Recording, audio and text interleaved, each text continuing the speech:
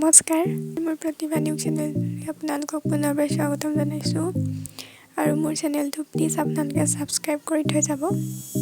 আৰু আজি ভাবিছোঁ নাৰিকলৰ লাড়ু বনাওঁ। নাৰিকলৰ চুজি আৰু নাৰিকল 4টা লৈছোঁ আৰু এইফালে চুজি ভাজি ল'লোঁ আৰু চেনি লৈছোঁ কিমান প্ৰয়োজন হয় আৰু এইফালে নাৰিকল ইমানখিনি ওলালে ৰুকি ল'লোঁ।